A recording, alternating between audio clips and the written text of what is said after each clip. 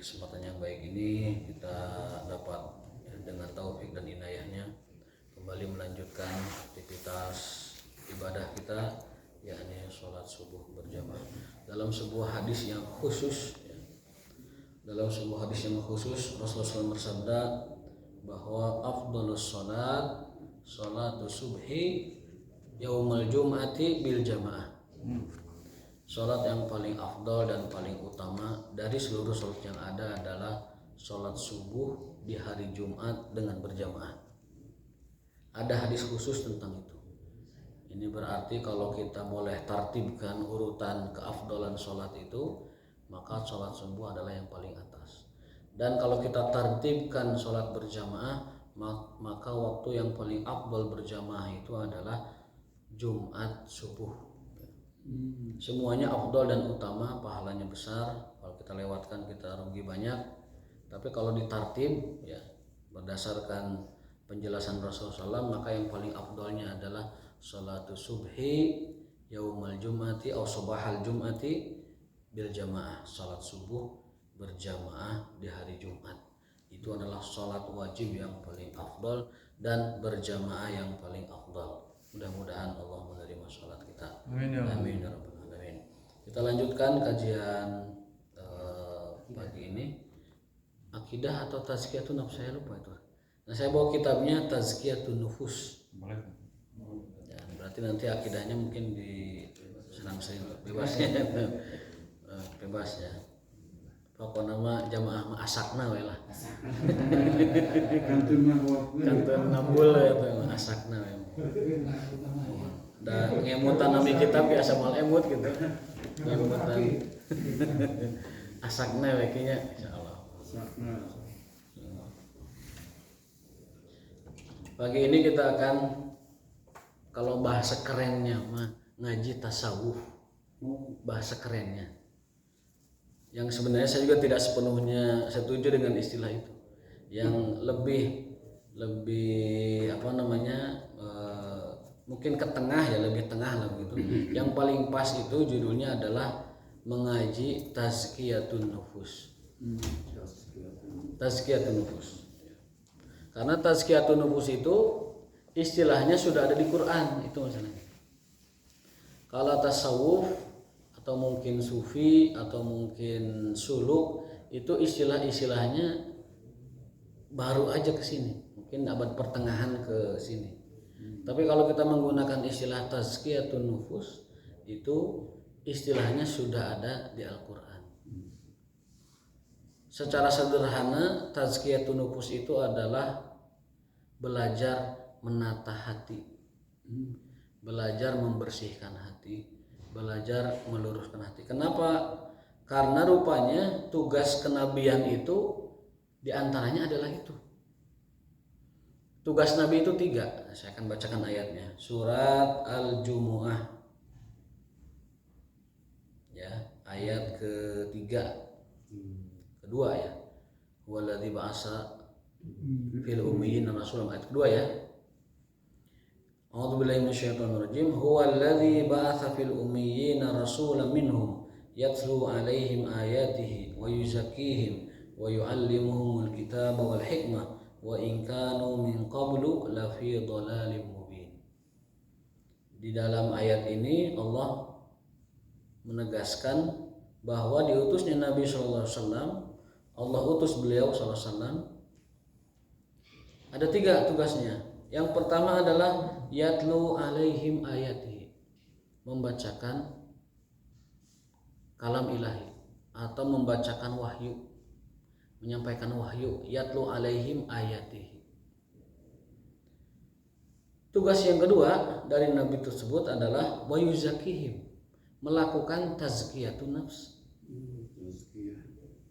menata hati manusia, membersihkan hati manusia, membersihkan, menjernihkan, memurnikan kembali nurani dan hati manusia. Dari apa? Dari kotoran-kotoran kemusyrikan, dari kotoran-kotoran maksiat, dari debu-debu akhlak yang buruk. Itu tugas Rasul dan Nabi yang kedua. Tugas pertama menyampaikan wahyu, tugas kedua menata hati manusia, membersihkan hati manusia. Kenapa bisa? Ya bisa karena Nabi menerima petunjuknya langsung dari pencipta hati, yaitu Allah Subhanahu wa Ta'ala. Kalau kita belajar menata hati dari berbagai macam disiplin ilmu ya bisa saja, cuman wallahu alam terbukti tidaknya tidak tahu. Nah, kalau kita belajar menata hati dari tazkiyatun nafs yang diajarkan oleh Al-Quran dan Rasulullah SAW, maka itu kita belajar menata hati dari yang menciptakan hati. Berarti paten dan akurat pastinya.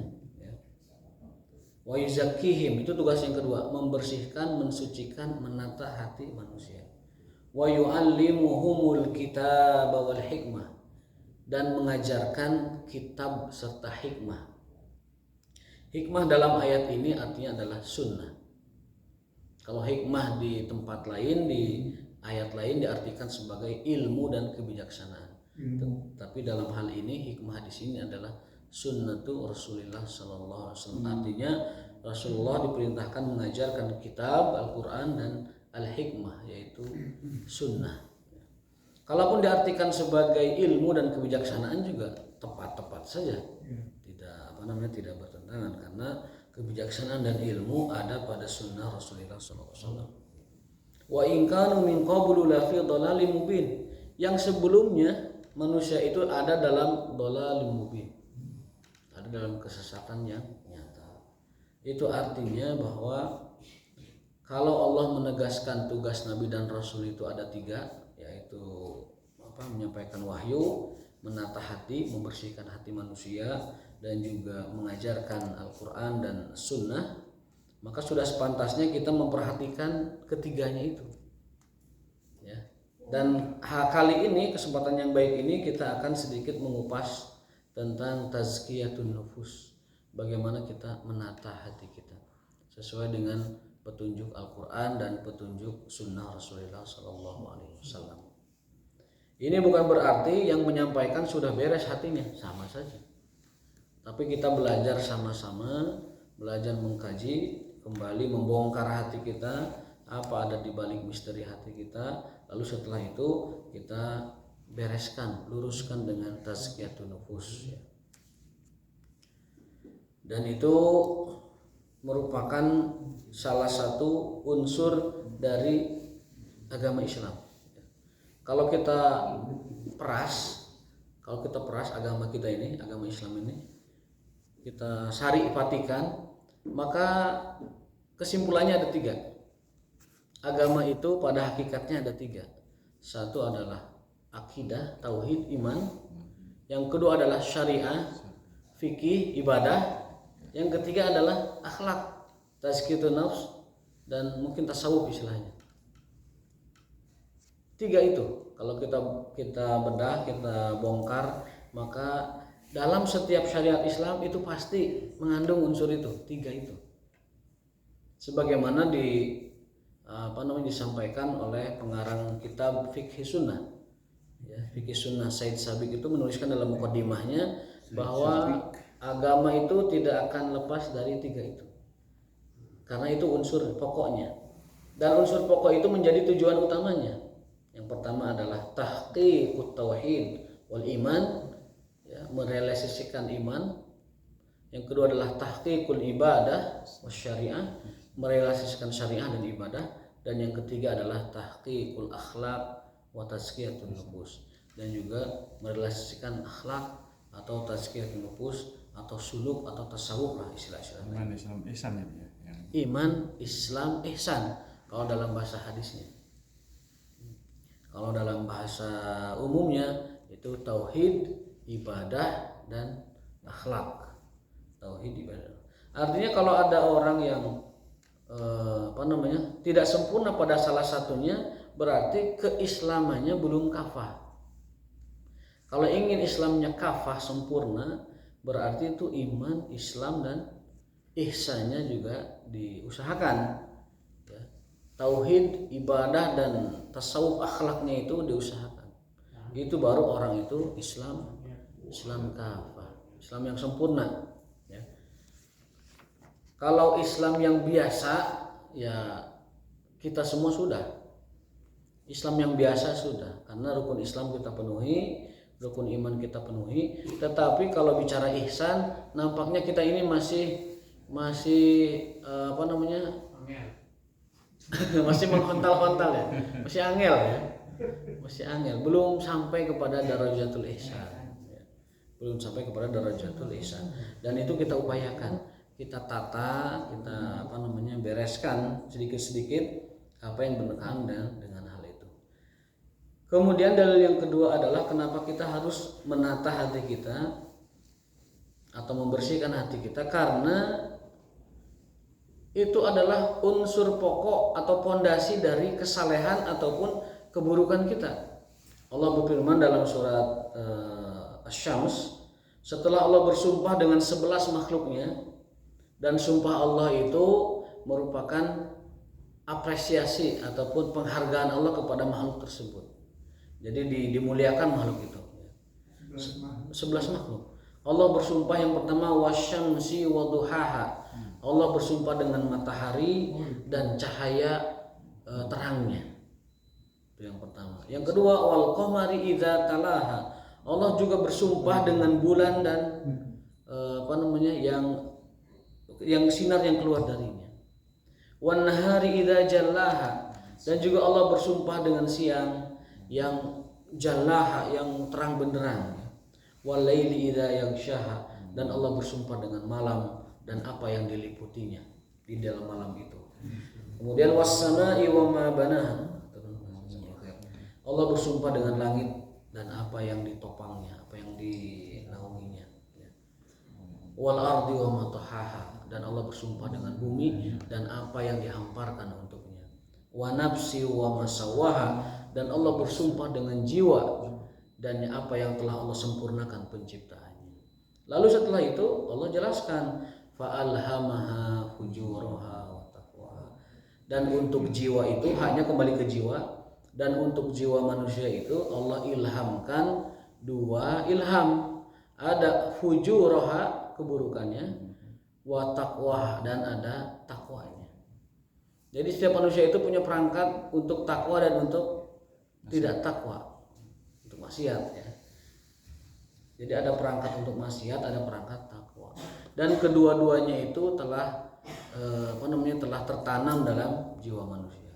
Nah, yang beruntung itu adalah qad aflaha man zakkaha. Sungguh beruntung orang yang mensucikan haknya kembali ke jiwanya.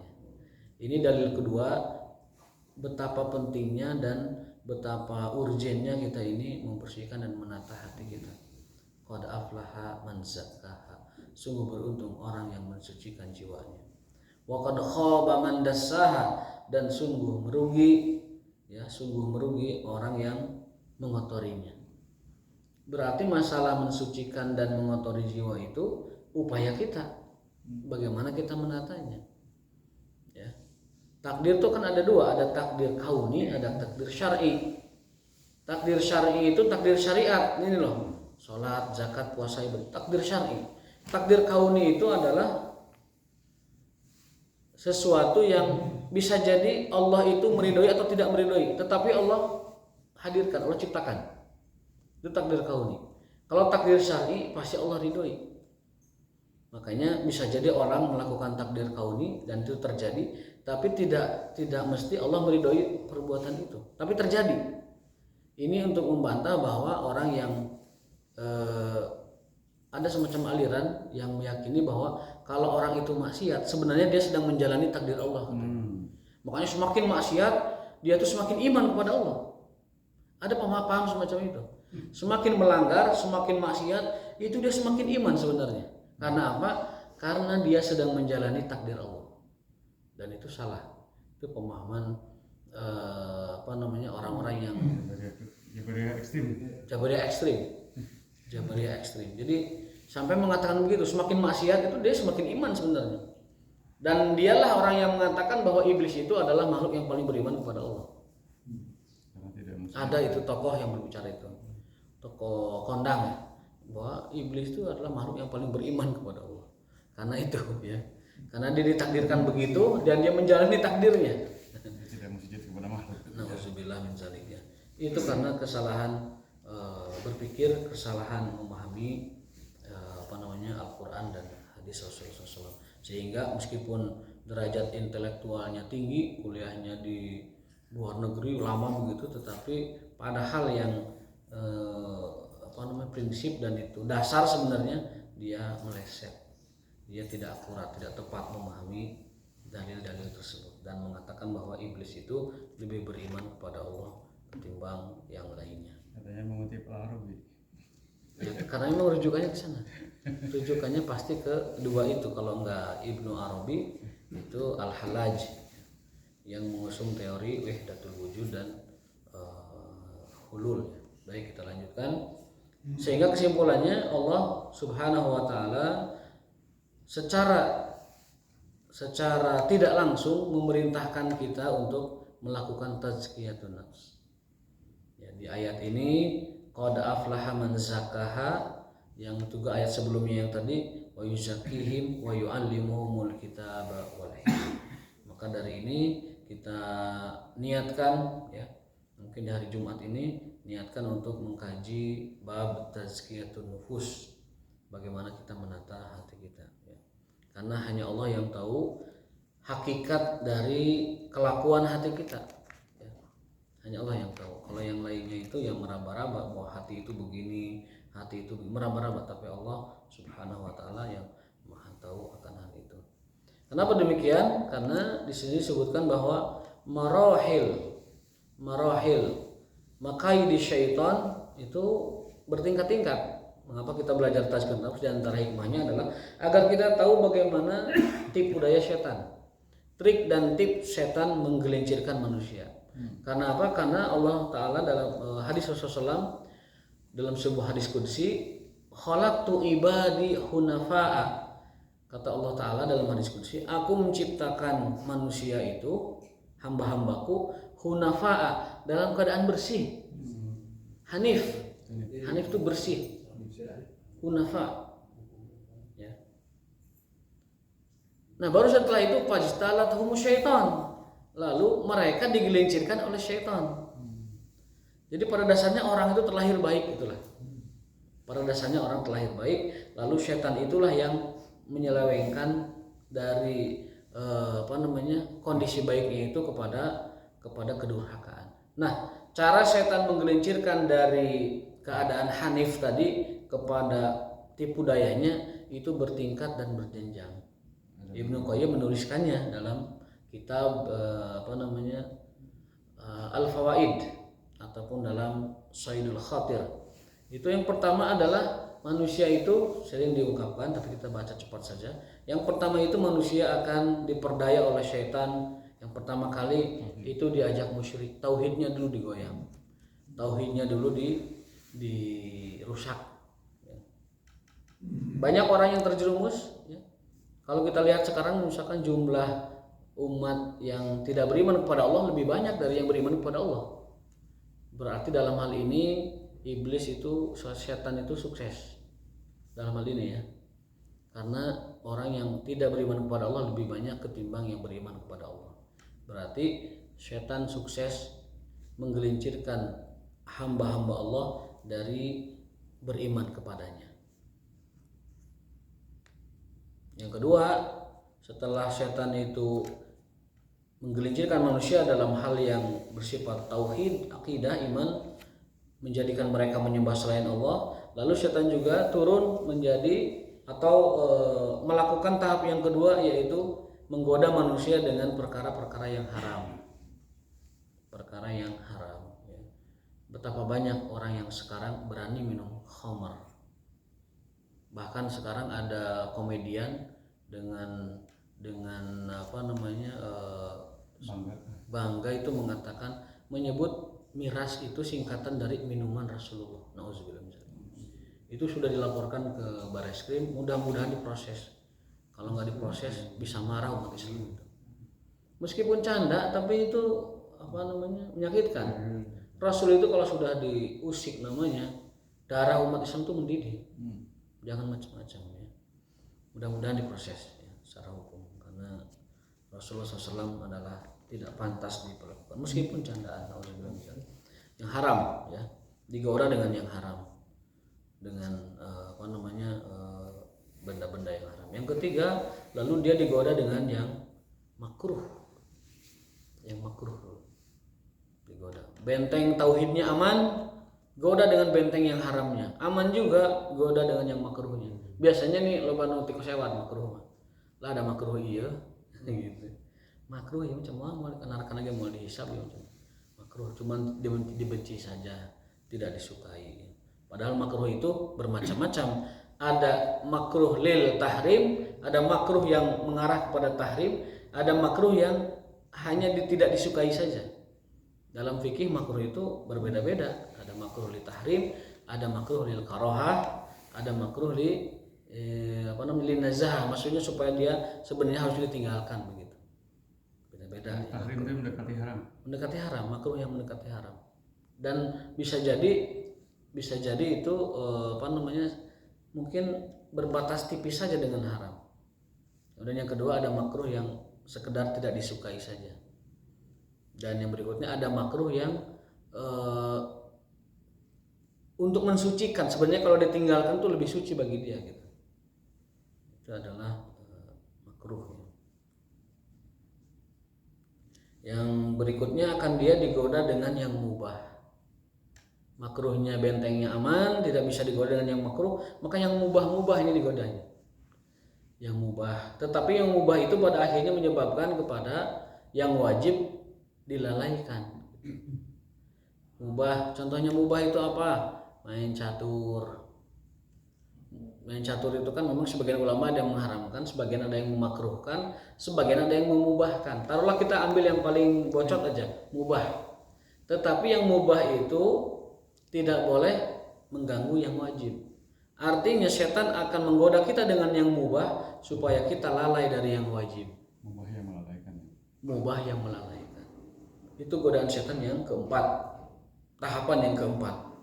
Lalu setelah mubah juga dia selamat, berarti kan menjadi muslim paripurna.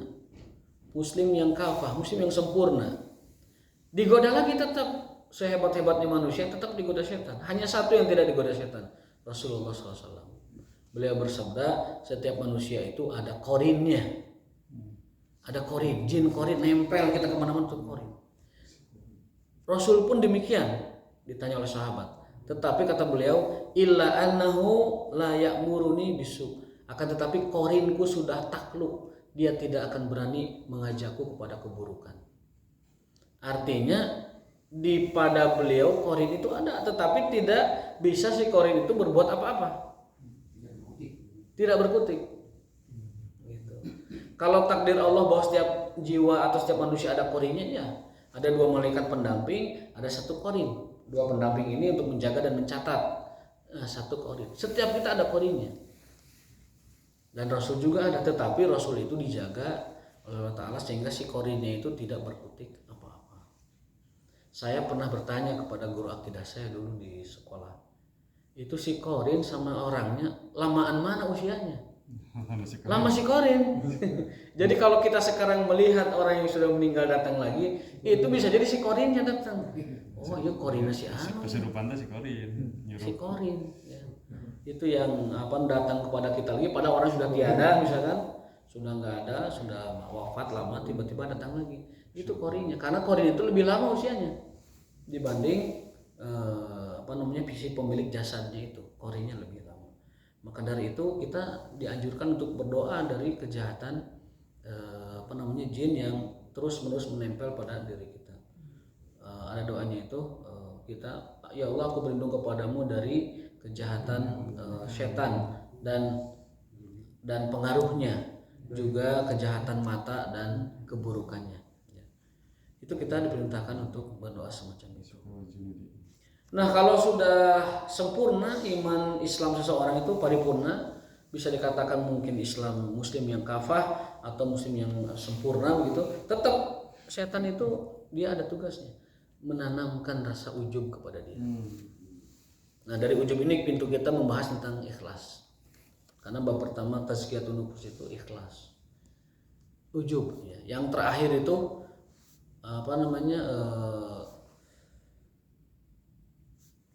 trik ataupun langkah setan yang terakhir itu adalah dengan menanamkan rasa ujub kepada diri kita. Apa itu ujub? Merasa sudah soleh, bangga sudah menjadi orang baik, merasa lebih baik dari orang lain, melihat orang lain kalau tidak ibadah itu, wah saya tambah kumaha sih, nah gitu. Nah itu adalah jebakan setan yang terakhir. Makaidu syaitan au masaidu syaitan al-akhirah itu adalah ujub. Dan ini bisa menimpa siapa saja, terutama orang-orang soleh yang begini mah. Orang soleh, ya. Ayo orang barangasan burangong mau aya ujubnya, apa ujubnya? Orang sholat jarang, misalkan kan, yang haram dilakonan itu tidak akan kena ujub. Tapi orang soleh nyelecep tipis, dia terkena ujub sehingga ikhlasnya terganggu.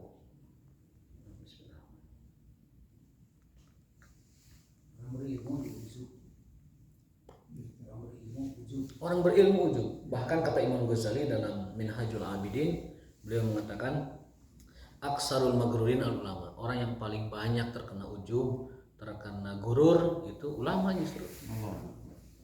Aksarul magrurin al ulama. Orang yang paling banyak kena ujub, kena gurur, kena gurur itu apa? Gurur itu ketertipuan diri pada kebaikan, itu gurur namanya. Sehingga dia tidak berupaya meningkatkan kualitas dirinya, baik dalam takwa atau dalam ilmunya. Itu orang gurur. Apa sebabnya? Kata Imam Ghazali, sebabnya itu bisa jadi kalau ulama nih, gururnya ulama bisa jadi satu, kasratul atba, banyaknya pengikut, banyaknya muhibbin, banyaknya fans, banyaknya pecinta, banyaknya murid. Itu yang menyebabkan para ulama kena gurur, kena ujub. Kata Imam Ghazali ya. Dan kena pandemi. Karena dan kena pandemi COVID-19. Iya. Itu apa yang paling banyak mengenai para ulama itu karena banyaknya murid, banyaknya pengikut, banyaknya segala macam itu fansnya dan juga pecinta, itu membuat ulama itu gurur. Makanya kita ini umat jangan sampai membuat mereka gurur dengan berlebihan memperlakukan mereka di atas derajat yang semestinya. Supaya mereka tidak kena gurur. Karena masalahnya umat sendiri yang membuat mereka gurur dengan memberikan kecintaan yang terlalu berlebih kepada mereka. Akhirnya gururnya muncul. Bisa kena penyakit ain nggak? Kalau ain memang bahasan lain, tetapi bisa juga. Orang kalau terlalu mencintai seseorang, dia tidak menyebut barakallah, masya Allah syekh kita ini, masya Allah guru kita ini, bisa kena ain guru itu. Tahu-tahu harayang ya begini gitu. Tahu-tahu apa namanya sakit aja dia. Kita terlalu takjub sama guru kita, tidak menyebut barakallah masya Allah, tidak mendoakan keberkahan, guru kita bisa kena ain, tahu-tahu sakit aja.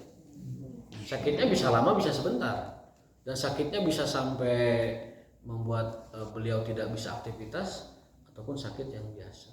Bisa kena ain, sangat bisa, karena ada ketakjuban dari orang lain menimpa beliau. Ketika kita tidak membacakan doa berkah, barakallah ataupun masya Allah, maka yang bersangkutan atau sang alim tersebut akan terkena ain.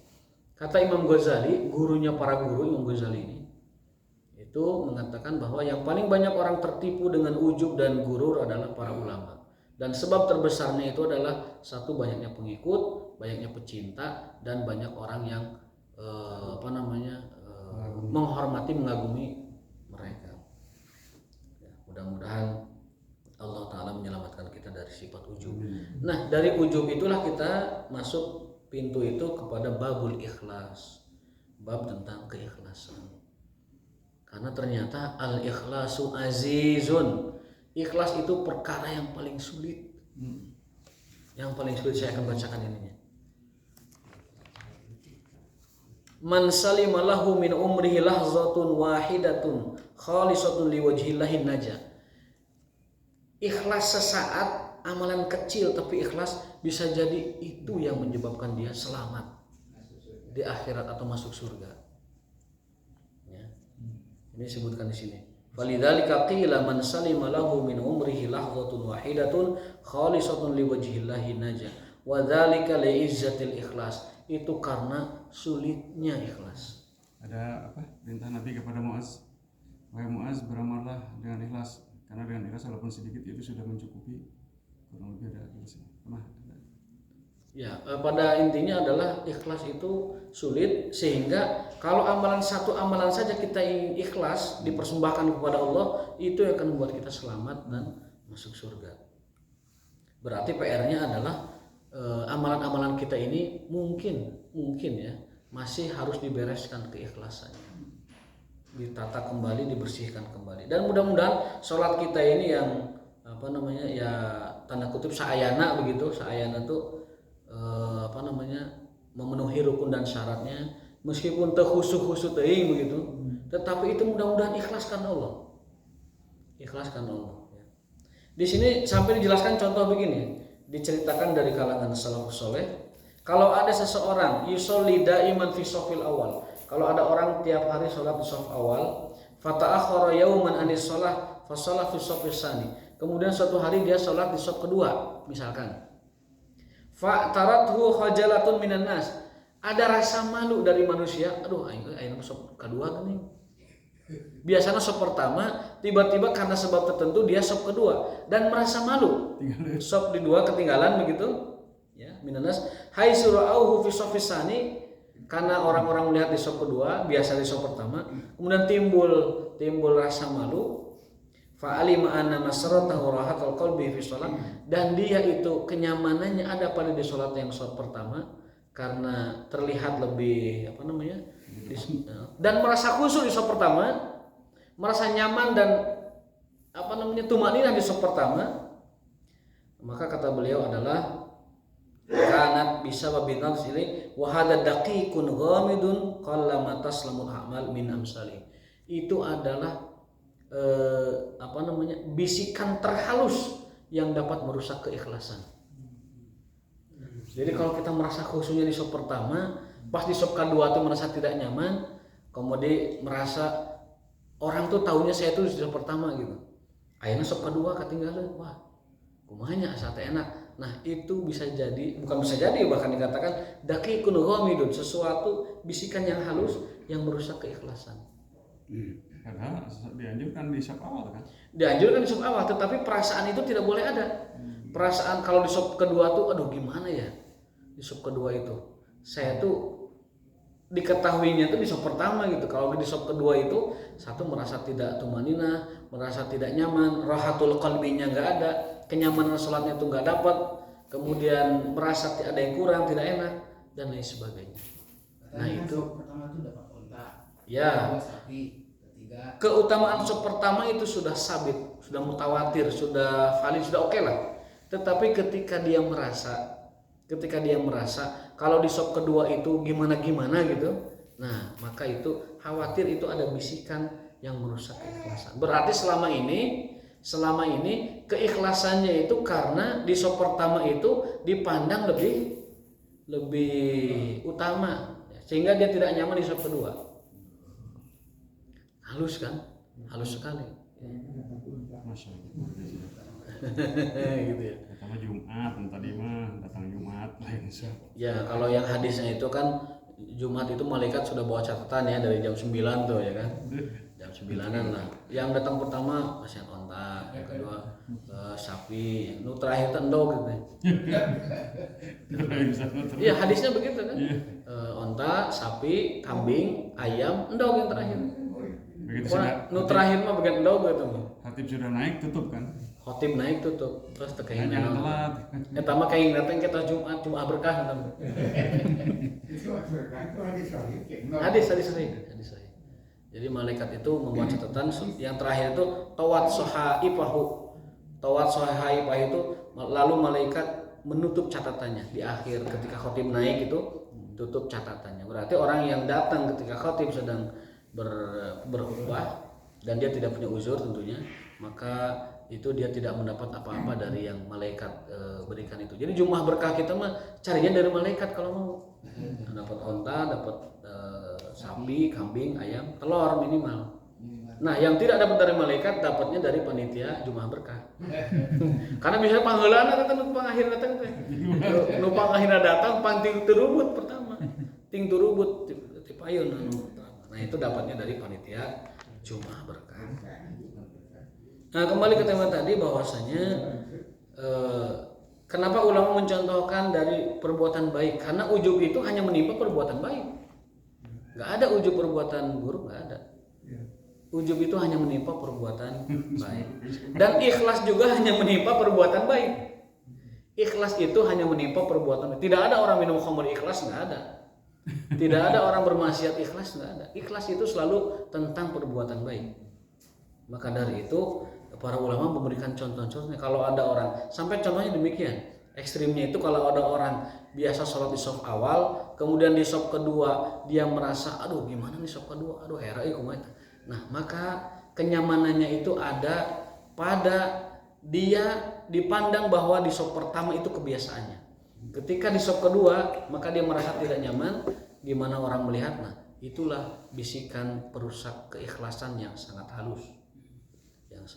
Bukan berarti setelah ini orang masuk kedua wae lah bisa teu ikhlas pertama.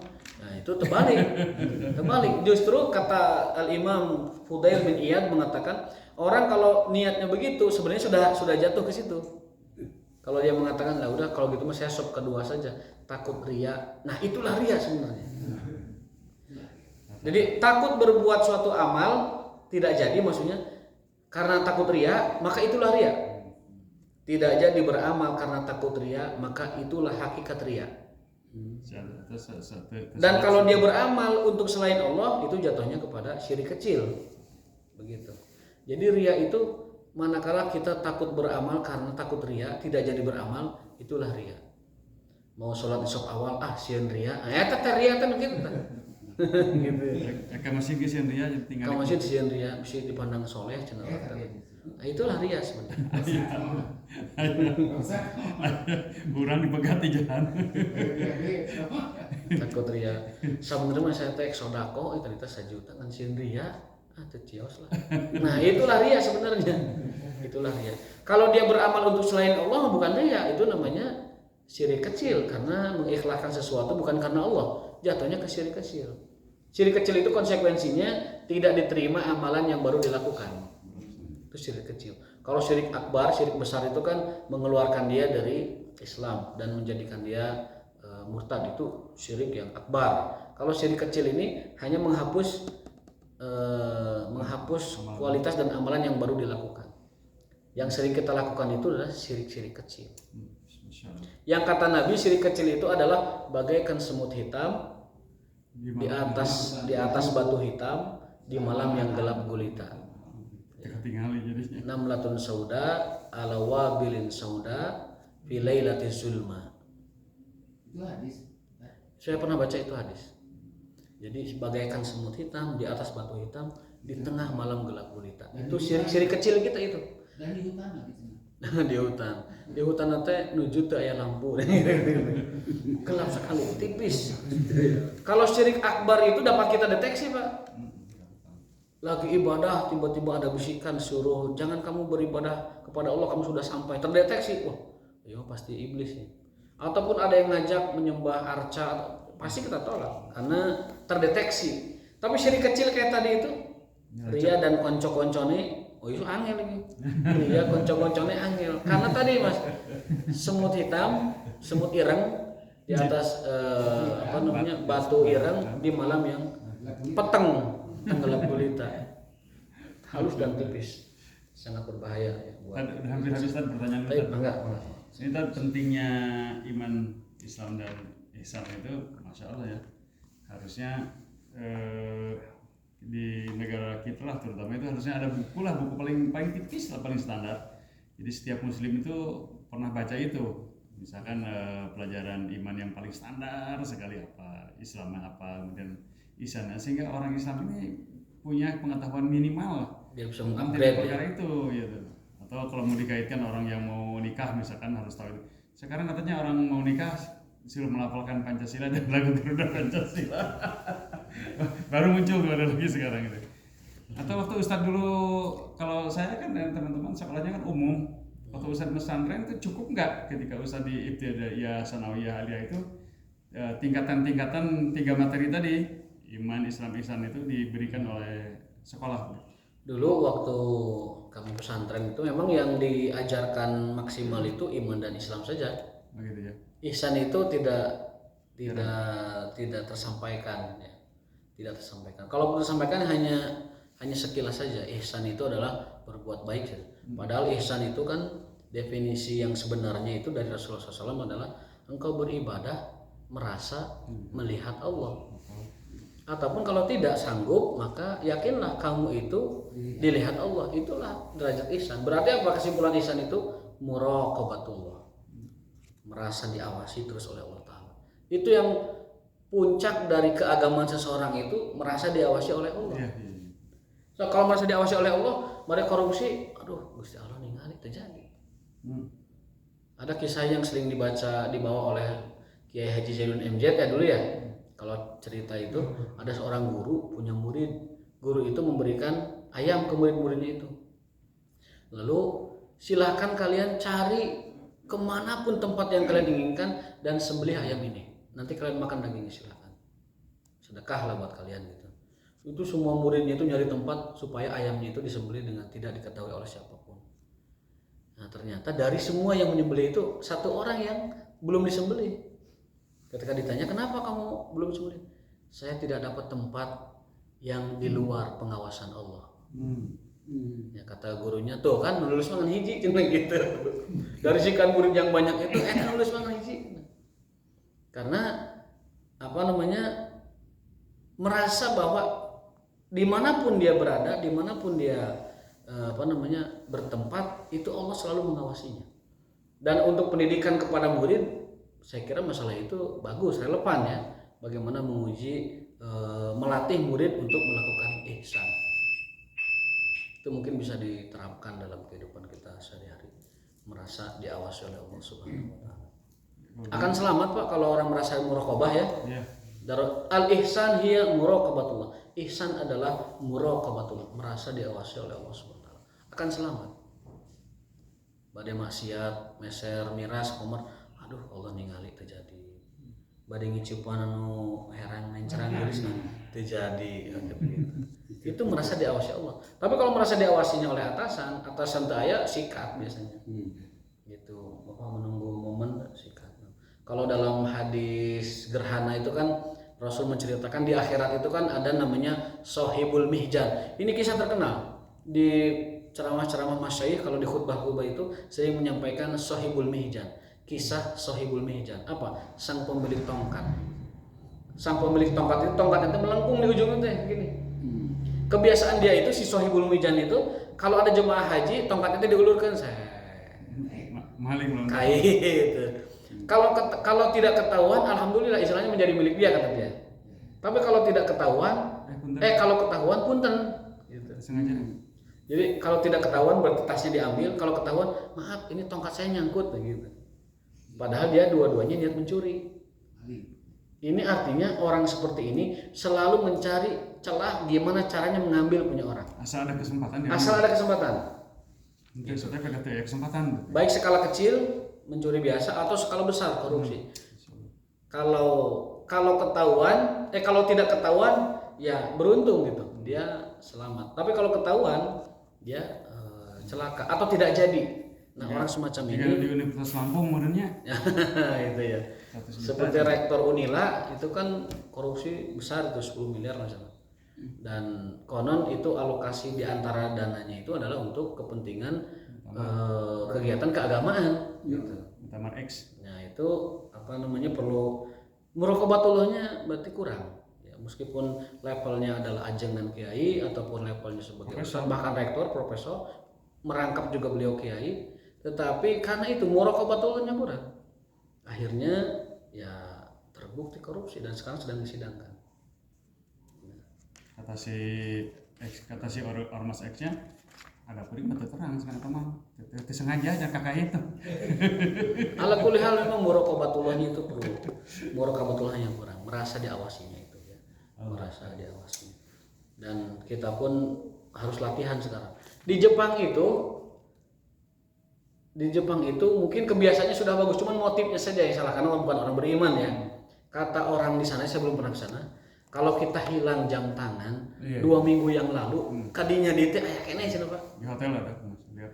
Ataupun di mall, hilang HP di mall, datang lagi seminggu berikutnya atau beberapa hari, itu masih ada di tempatnya atau disimpan di tempatnya aman. Teu aya nu maaf, teu aya.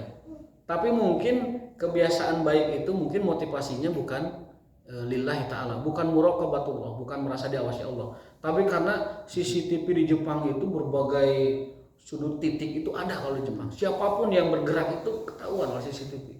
Ya, sifat ini juga tadi apa? Pantau. Nilai kejujuran itu kan universal juga. Juga nilai kejujuran adalah nilai universal. Plus didukung dikuatkan dengan teknologi gitu kan.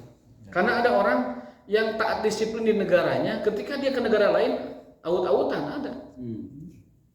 Katanya ini juga cerita orang Singapura itu kalau di negaranya buang kuntung rokok itu merasa dosa besar dan kesalahan besar. Tapi ketika dia main ke Batam, Langsung. sampah itu udah alung-alungkeun. Ini berarti kedisiplinannya bukan motivasi muraqabatullah. Saya lihat orang Inggris bersama saya di India, Tapi motivasi yang dia baik. membuang ini sampah di kereta. This is India, no problem. Iya begitu. Berarti ketaatannya masih kepada hal-hal yang sifatnya itu adalah aturan. Tapi orang Islam harus lebih dari itu. Merasa dirinya itu benar-benar diawasi oleh Allah Subhanahu wa taala. Mungkin cukup demikian. Insyaallah kita lanjutkan ke tahun berikutnya. Serial Tazkiyatun Nufus ya. Ini belum saya kenalkan kitabnya. Ini namanya kitab Tazkiyatun Nufus, disusun oleh 3 ulama besar, Ibnu Rajab Al-Hambali, ini juga ahli Tazkiyatun Nufus, Ibnu Qayyim Al-Jauziyah, juga beliau adalah ahli Tazkiyatun Nufus, dan Abu Hamid Al-Ghazali. Jadi buku ini adalah karya 3 ulama besar yang menjadi mahaguru di bidangnya, Ibnu Rajab, Ibnu Qayyim, dan Imam Ghazali radhiyallahu taala anhum ajmain. Itu terjemahnya. Arab aja. Arab. Oh ya, tentang tafsir Hidayatul Quran saya sudah pesan ke agennya di Indonesia. Ternyata Pak Ustadz itu laris bukunya. Kita belum order lagi dari Mesirnya katanya. Jadi kondisi saat ini habis, stoknya habis. Lagi mau order lagi. Insyaallah. Ya nanti kita pesankan. Wallahu minkum.